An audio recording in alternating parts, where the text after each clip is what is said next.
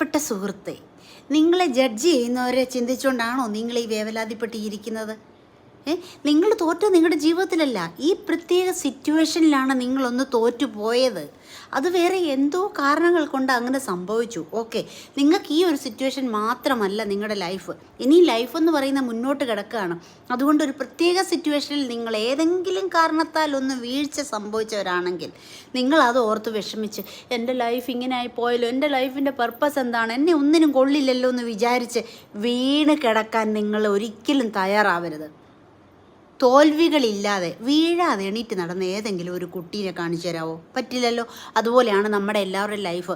പല വീഴ്ചകൾ നമുക്കുണ്ടായിരിക്കും, പക്ഷേ വീഴ്ചയിൽ നിന്നും പാഠങ്ങളെ ഉൾക്കൊണ്ടുകൊണ്ട് മുന്നോട്ട് നീങ്ങിക്കൊണ്ടുപോവുക. പിന്നെ ഞാൻ വേറൊരു കാര്യം പറഞ്ഞുതരാം.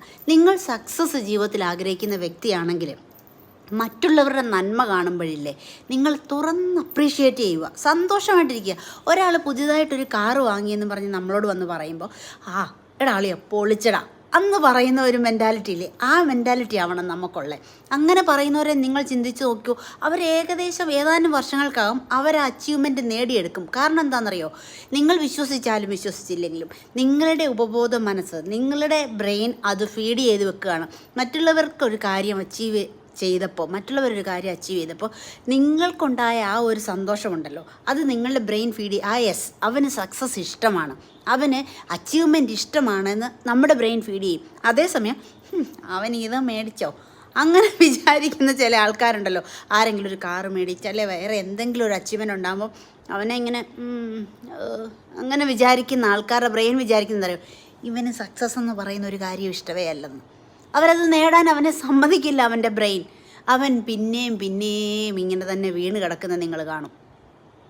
പിന്നെ നിങ്ങൾ ഒരു സിറ്റുവേഷനിൽ നിങ്ങൾ ഫെയിലായി നിങ്ങൾ കിടക്കുന്ന കാണുമ്പോൾ നിന്നെ ഒന്നിനും കൊള്ളാത്തവനായി പോയല്ലോടാ, നോക്കടാ അപ്പുറത്തെ അവനെ കണ്ട് പഠിക്കടാ, അവളെ കണ്ട് പഠിക്കടാ എന്നാരെങ്കിലും പറയുന്നത് കേട്ടുകൊണ്ട്, ആവശ്യമില്ലാത്തവരുടെ ജഡ്ജ്മെൻറ്റ് കേട്ടുകൊണ്ട് നിങ്ങൾ വീണും തളർന്നും ഇരിക്കാതിരിക്കുക.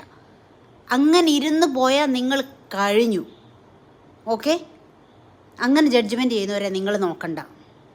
ഒരു പ്രത്യേക സിറ്റുവേഷനിൽ നിങ്ങൾ ഫെയിലായെങ്കിൽ നിങ്ങളുടെ ലൈഫിൽ ഇനിയും വളരെ വളരെ കാര്യങ്ങൾ വരുന്നുണ്ട്. അതിലൊക്കെ നിങ്ങൾ ചിലപ്പം ഭയങ്കര നിങ്ങൾ പോലും വിചാരിക്കത്തക്ക രീതിയിൽ പോളിയായിട്ട് മാറും.